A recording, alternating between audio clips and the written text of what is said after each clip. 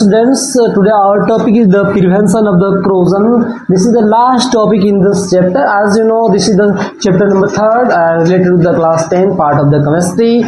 So chapter number 1, chapter number 2 and chapter 3rd is today completed. Okay, if you want to watch the video, all video have the playlist. You can go playlist and watch the all videos. Okay students, let's start the today topic, prevention of the corrosion.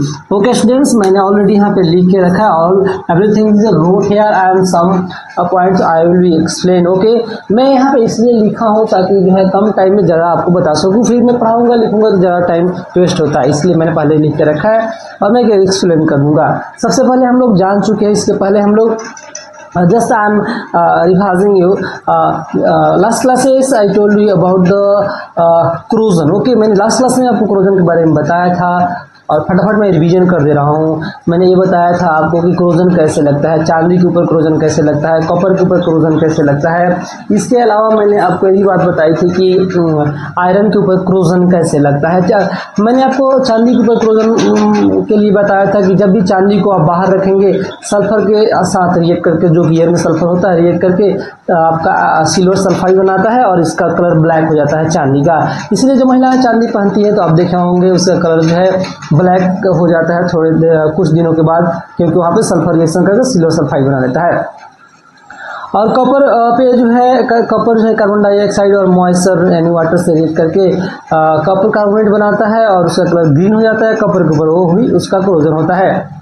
Iron के ऊपर बताया मैंने, जब भी आप लोहे को बाहर रखेंगे एटमॉस्फेयर में तो वो आपका वाटर या मॉइस्चर से और आपका ऑक्सीजन से रिएक्ट करके क्या बना लेता है, आयरन ऑक्साइड बना लेता है. ठीक है, और वो आयरन ऑक्साइड का कलर ब्राउन कलर का हो जाता है. उसी को हम लोग बोलते हैं आयरन के ऊपर रस्ट लग गया, जंग लग गया, क्रोजन लग गया है. ठीक है, इतनी बातें मैंने बताई थी. अब बात ये आ गई कि जब ये सब क्रोजन लग रहे हैं तो क्रोजन से हम कैसे बचें, how to protect the corrosion any metals. Okay, तो let's start today topic prevention of the corrosion. First things is that here I am wrote here. I am explaining everything one by one. Listen me carefully, students. Still you not subscribe to my channel, please subscribe the channel and share the videos. Okay students, let's start. The rusting of iron can be prevented by painting. अब देखिए पहले हम लोग rusting of iron के बारे में हम लोग पढ़ रहे हैं. ठीक है, आयरन को रस्ट से कैसे बचाएंगे, यानी आयरन को रस्ट से कैसे बचाएंगे, इसका कहने का मतलब ये हुआ कि आप आयरन को हवा और पानी से कैसे रोकेंगे. हवा यानी ऑक्सीजन और वाटर उसके संपर्क में जाएगा तभी आयरन के ऊपर रस्ट लगेगा. इन सब चीज़ों से हमको बचाना होगा आयरन को, तो जाकर रस्ट नहीं लगेगा, उसमें जंग नहीं लगेगा, क्रोजन नहीं लगेगा, वो सारी बातें. देखिए, the rusting of iron can be prevented by painting, oiling, greasing, galvanising, Chrome painting नहीं होगा, प्लेटिंग होगा. जैसे आप लोग एक सेकंड में मिटा दे रहा हूँ, लिख दे रहा हूँ प्लेटिंग. ठीक है, क्रोम प्लेटिंग यहाँ पे होगा, थोड़ा सा मिस्टेक हो गया है ना, तो इसको कर लीजिए. क्रोम प्लेटिंग है ना, chrome plating, anodising or making alloy. यानी आप आयरन को रस्ट से बचाने के तरीका मैंने बताया. क्या फर्स्ट तरीका पेंटिंग, एक एक मैं भी एक्सप्लेन कर दे रहा हूँ, जो जैसा कि मैं बोला था. पेंटिंग क्या होता है, आयरन के ऊपर किसी भी तरह का पेंट चढ़ा दीजिए, पेंट कर दीजिए. तो लोहा, मान लीजिए लोहा है तो इसके ऊपर पेंट कर देंगे आप चारों तरफ से, तो ये ऑक्सीजन और वाटर के संपर्क में नहीं आएगा तो रस्ट नहीं लगेगा. दूसरा है आपका ग्रीसिंग. ग्रीस आप लोग देखेंगे गाड़ियों में जो है वायरिंग वगैरह में डालते हैं, वो ग्रीस चढ़ा दीजिएंगे, ग्रीस उसको चढ़ा देंगे तो भी जो है आयरन के संपर्क में ऑक्सीजन और वाटर नहीं आएगा तो वहाँ पर रस्ट नहीं लगेगा. ठीक है, ऑयलिंग भी कर सकते हैं, तेल वगैरह लगा सकते हैं, तो कुछ जो है रस्ट से बचा सकते हैं उसको. उसके अलावा गैल्वेनाइजिंग क्या होता है, नीचे एक्सप्लेन किया है, मैं बता दूंगा आपको. पहले क्रोम प्लेटिंग देखिए. क्रोम प्लेटिंग क्या होता है, क्रोमियम जो होता है ना, क्रोमियम एक मेटल होता है, उस मेटल को यदि आप किसी भी आयरन के ऊपर चढ़ा देते हो, कोटिंग कर देते हो, यानी लेप चढ़ा, मान लीजिए कि एक क्या है, मान लीजिए कि एक आयरन है, इसमें क्रोमियम एक मेटल लिए, उसका लेप चारों से लेप कर दिए, इसको पूरा जो है क्रोमियम का मेटल चढ़ा दिए, इसी को हम लोग क्रोमियम बोल रहे हैं. क्या बोल रहे हैं हम लोग, क्रोम प्लेटिंग बोलते हैं इसको. इससे भी आपका क्या होगा, तो ऑक्सीजन और वाटर के संपर्क में नहीं आएगा तो उसमें क्या हो जाएगा, रस्ट आपका नहीं लगेगा. ठीक है students. Anodising, what is anodising? Anodising दोस्तों ये होता है कि जैसे हम लोग इलेक्ट्रोलाइसिस प्रोसेस बताए थे, उसमें 2 रड डाले थे, एक एनोड था एक कैथोड था, मैंने बताया था पिछले वीडियो जाकर के आप लोग देखिएगा। इसमें क्या होता है एनोडाइजिंग में हम लोग क्या करते हैं कि जब भी इसमें क्या करते हैं कि जो रड डालते हैं एनोड के लिए उसके ऊपर ऑक्सीजन का लेयर आके चढ़ जाता है, पूरा जो है ऑक्सीजन का लेयर चढ़ जाता है उसके ऊपर। जैसे ये है ऑक्सीजन का लेयर परत, एक ऑक्सीजन की लेयर का परत ऐसे बैठ जाता है मेटल के ऊपर, है ना, तो वहाँ पे कोई भी जो है रस्ट नहीं लगता है। और ये जो है ये जो प्रोसेस हम लोग एल्युमिनियम में करते हैं, इससे जो है एल्युमिनियम और कुछ और मेटल है जो है एनोडाइजिंग के द्वारा उसको हम लोग जंग लगने से प्रोटेक्ट करते हैं। ठीक है, ये सारी प्रोसेस मैंने आपको बता दी जो लिखा था। फर्स्ट आइए देखते हैं, ये मैंने छोड़ा था गैल्वेनाइजिंग नहीं बताया तो गैल्वेनाइजिंग बता देते हैं। फर्स्ट इज द गैल्वेनाइजिंग, मैं लिखा हूँ पहले समझा देता हूँ। जब सपोज कीजिए कि ये मेटल है ना, ये मेटल में आयरन है।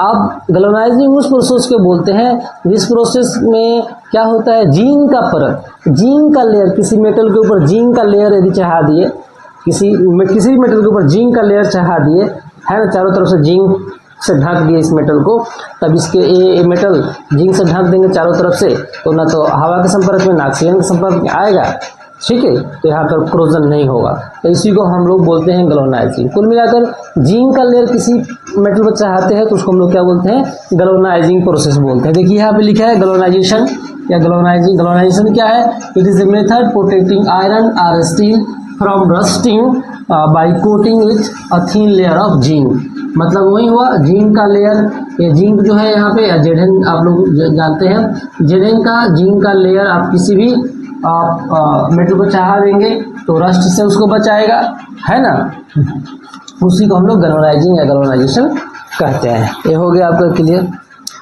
Iron never use in pure state, iron को कभी प्योर स्टेट में यूज नहीं करते हैं। जो हम लोग धातु से एक्सट्रैक्ट किए उसका जो प्योर आयरन होता है उसको यूज करेंगे तो क्या हो जाएगा, देखिए यहाँ पे this is because pure iron is very soft and stage. Pure iron बहुत सॉफ्ट होता है, इजली एंड हॉट, थोड़ा सा भी गर्म करेंगे तो प्योर आयरन क्या हो जाएगा, इजली सॉफ्ट हो जाएगा या स्टेचेस उसमें आ जाएंगे, इसलिए उसका यूज हम लोग प्योर आयरन को यूज नहीं करते हैं। But if it is mixed with small amount of carbon like 0.05%, it is because hard and strong। माने कहने का मतलब है जो प्योर आयरन है उसका यूज़ हम लोग नहीं करते हैं ज़्यादातर, यदि करेंगे तो क्या होगा, थोड़ा सा भी गर्म होने के बाद वो उसमें सॉफ्टनेस आ जाएगा या मुलायम हो जाएगा या स्ट्रेचेस आ जाएंगे, खिंचाव कहीं पे आ जाएंगे। तो इसलिए आयरन को हम लोग यूज़ करने के लिए क्या करते हैं, उसमें थोड़ा सा स्टूडेंट्स कार्बन की मात्रा डाल देते हैं। हमको कितना, वो क्या करता है आयरन को हार्ड बना देता है, कितना हमको हार्ड चाहिए, कौन सा मटेरियल कहाँ पे यूज़ करना है उस पर डिपेंड करता है, उसके हिसाब से उसमें कार्बन का जो है कंटेंट डालते हैं। ठीक है, अलग अलग तरह के मेटल अलग अलग जगहों पर फैक्ट्रियों में यूज होते हैं तो उसी हिसाब से उसमें डालते हैं। ठीक है, तो इसलिए सॉफ्ट जो है आयरन को हम लोग यूज़ नहीं करते क्योंकि वो काफ़ी सॉफ्ट और स्ट्रेचेस आता है थोड़ा सा गर्म होने के बाद, इसलिए इसमें क्या डाल देते हैं, कार्बन का क्वांटिटी डाल देते हैं जिससे वो हार्ड हो जाता है। इतना बात समझ में आ गया आपको। ठीक है, और भी क्या तरीके हैं, और भी तरीके हैं स्टूडेंट्स किसको क्रोजन से मेटल को प्रोटेक्ट करने के लिए। एलॉय, एलॉय क्या होता है स्टूडेंट्स, एक प्रोसेस होता है एलॉइंग या एलॉय जो यहाँ पे लिखा गया है। एलॉय सुन लीजिए, मैं यहाँ पे बता दूंगा, लिखा हुई हूँ, आप चाहे तो नोट कर लीजिएगा, मैं स्क्रीनशॉट ले लीजिएगा। देखिए एलॉय क्या होता है स्टूडेंट्स, एलॉय उस प्रोसेस को कहते हैं जिसमें हम लोग किसी मेटल को क्रोजन से बचाने के लिए प्रोसेस करते हैं। इसमें क्या होता है, एक या दो मेटल या एक मेटल, दो मेटल या दो से अधिक मेटल को आपस में मिला देते हैं, या मेटल या नॉन मेटल को भी मिला सकते हैं। इससे क्या होता है, जो मेन मेटल होता है उसका प्रॉपर्टीज चेंज हो जाता है और उसमें जो है रस्ट या क्रोजन नहीं लगता है। जैसे स्टेनलेस स्टील, आप नाम सुने होंगे आप लोग, स्टेनलेस स्टील। स्टेनलेस स्टील क्या है, ये हमें नेचुरली नहीं मिलता है, हम लोगों द्वारा तैयार किया गया। हम लोगों ने क्या किया, आयरन जो मेटल था उसमें हमने क्रोमियम और निकिल मिला दिया, तो इससे क्या हो गया, आयरन का प्रॉपर्टी चेंज हो गया और स्टेनलेस स्टील बन गया और उसमें जो है कभी रस्ट नहीं लगता है, क्रोजन नहीं लगता है। इसी प्रोसेस को हम लोग एलॉय कहते हैं। एलॉय मतलब दो या दो से अधिक मेटल या दो या दो से अधिक मेटल या नॉन मेटल आपस में मिला देते हैं। तो मेन मेटल जो होता है, जैसे आयरन मेटल मेन मेटल था, उसमें हम लोग निकिल और क्रोमियम मिला दिए तो किस में कन्वर्ट हो गया, स्टेनलेस स्टील में कन्वर्ट हो गया, और स्टेनलेस स्टील में कभी जो है क्रोजन नहीं लगता है। ये मेरे समझाने का मतलब है मैं यहाँ पे लिखा भी हूँ, देख लीजिए। The homogeneous mixture of two or more metals, homogeneous mixture of two or more metals are metal and non-metals is called alloy। यानी होमोजीनियस मिक्सचर मतलब जब दो या दो से अधिक मेटल को मिलाते हैं तो बिल्कुल एक जैसा दिखता है। होमोजीनियस मेटल मतलब समान अनुपात में मिलाते हैं सब कुछ, है ना। होमोजीनियस हेटेरोजीनियस आप लोग 9th क्लास में पढ़े होंगे, नहीं तो मैं आपको 9th का वीडियो बनाया नहीं, बनाऊंगा तो बताऊंगा, ठीक है। तो मतलब दो या दो से अधिक मेटल या दो से अधिक मेटल या नॉन मेटल आपस में मिला देना ही, और उसके बाद उस मेटल का प्रॉपर्टी चेंज हो जाता है, इसी को हम लोग एलॉय बोलते हैं। एग्जांपल के रूप में iron mix with the chromium and nickel. Iron को क्या करते हैं, iron mix with chromium and nickel and form stainless steel which is hard does not rust. और उसके बाद क्या होता है, जब हार्ड भी हो जाता है और उसमें रस्ट भी नहीं लगता है। एग्जाम्पल भी है एलॉय का स्टेनलेस स्टील। तो इतनी सारी बातें और भी एग्जाम्पल है, मैं आपको बता देता हूँ। चलिए इसको स्क्रीनशॉट ले लीजिए, मैं इसको मिटाऊंगा, थोड़ा कुछ और एक्सप्लेन करेंगे। चलिए आप लोग आशा करते हैं स्क्रीनशॉट ले लिए होंगे। स्टूडेंट्स एलॉय के बारे में हम लोग बता रहे हैं, तो स्टेनलेस स्टील कैसे बना एक बार मैं यहाँ पे लिंक भी दूंगा। देखिए स्टेनलेस स्टील मैंने आपको अभी समझाया, एलॉय होता है वो स्टेनलेस, ठीक है, स्टील। एसएसबी कंपनियों में इसको देखिए 2 बार लिख दिया है, एसएसबी कंपनियों में बोलते हैं। ये कैसे बनता है, इसमें क्या बनता है, एफई में हम लोग मिला देते हैं आपका क्या क्रोमियम और मिला दिए निकिल। इसका अलग अलग परसेंटेज है स्टूडेंट्स, किस तरह का स्टेनलेस स्टील बनाना है, कहाँ पर यूज होगा, उसके हिसाब से इसका क्रोमियम निकिल मैग्नीज भी मिलाते हैं, कार्बन भी मिला देते हैं, कुछ और भी मटेरियल मिला देते हैं इसमें अलग अलग तरीके से। फिलहाल आपके एनसीईआरटी में 2 ही मेटल का नाम लिखा है, तो 2 ही मैं आपको बता रहा हूँ, ठीक है।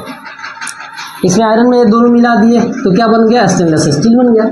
और इसमें कभी जो स्टेनलेस स्टील बनेगा उसमें क्या बनेगा, एसएस बन गया, यानी स्टेनलेस स्टील बन गया, और इसमें कभी क्रोजन नहीं लगेगा।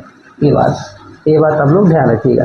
एक होता है अमलगम, एक होता है अमलगम। ये क्या है स्टूडेंट्स, तो ये देखिए क्या है स्टूडेंट्स, ये भी एक तरह का क्या है, एलॉय है। अमलगम क्या है, एक तरह का एलॉय है। एलॉय है मतलब इसमें 2 या 2 से अधिक मेटल या नॉन मेटल मिलाया गया होगा, ठीक है। इसमें क्या होता है, मरकरी का एलॉय है। किसका है, मरकरी का एलॉय है, यानी मरकरी को चेंज किया गया है एक या एक से अधिक मेटल में, ठीक है। तो amalgam is an alloy of mercury and 1 or more metals, okay. मतलब इसमें मरकरी में 1 या 2 से अधिक मेटल मिलाया गया, उसको चेंज कर दिया गया उसकी प्रॉपर्टीज को, उसी को हम लोग क्या बोलते हैं, अमलगम बोलते हैं, एलॉय। देखिए कुछ एग्जांपल मैं आपको बता रहा हूँ। सपोज कीजिए ब्रास कैसे बनता है, एग्जांपल है किसका, एलॉय का। ब्रास कैसे बनता है, आपके एनसीईआरटी में नहीं दिया है सर, मैं बता रहा हूँ थोड़ा सा आपको समझ में। ब्रास कैसे बनता है, जब कॉपर 80% और इसके बाद जिंक यानी जिंक 20% मिला दिया जाए, कॉपर 80% और जिंक 20% मिला दिया जाए तो क्या बनता है स्टूडेंट्स, ब्रास। ये वाला मेटल बनता है ब्रास, इसको हम लोग ब्रास बोलते हैं, ठीक है। ब्रॉन्ज कैसे बनता है, एक मेटल होता है ब्रॉन्ज, आप लोग नाम सुने होंगे। ये कैसे बनता है ब्रॉन्ज, ये धरती से नहीं निकलता, हम लोग बना रहे हैं, ठीक है। देखिए कैसे ब्रॉन्ज कैसे बनता है। ब्रॉन्ज बनाने के लिए स्टूडेंट्स आपके कॉपर 90%, कॉपर को 90% लेते हैं और एक और मेटल लेते हैं 10%, मतलब कॉपर 90% और 10% हो तो एक मेटल दूसरा बनता है, जिसको हम लोग बोलते हैं ब्रॉन्ज, ठीक है। ये सेकेंड हो गया, ये फर्स्ट हो गया, बहुत सारे हैं, मैं 2-3 ही बताऊंगा, है ना। अब स्टेनलेस स्टील अभी मैंने आपको बताया, या जर्मन सिल्वर, देखिए जर्मन सिल्वर एक मेटल का एक एलॉय का नाम है। क्या है, एलॉय है। तो इसमें हम लोग क्या क्या मिलाते हैं स्टूडेंट, कॉपर 60%, जिंक 20%। देखिए इसमें कैसे जर्मन सिल्वर कैसे बनता है, कॉपर उसमें परसेंटेज लगा लीजिए, कॉपर 60% और जिंक आपका 20% और निकिल आपका 20% मिला देंगे, ये सारा मिलाएंगे तब बनेगा क्या, जर्मन सिल्वर बन जाएगा। इसी में आप स्टेनलेस स्टील, जिसको एसएस हम लोग बोलते थे, इसमें क्या करना है स्टूडेंट्स, आपका आयरन 82%, 82% और इसमें क्रोमियम मिला देंगे और निकिल मिला देंगे, क्रोमियम मिला दीजिए। अब लोग हम इसके बाद नेक्स्ट टॉपिक शुरू करेंगे स्टूडेंट्स। कौन सा टॉपिक? तो नेक्स्ट चैप्टर नंबर 4 शुरू करेंगे। चलिए यहीं सब यहीं पे एंड करते हैं। आप सबका धन्यवाद।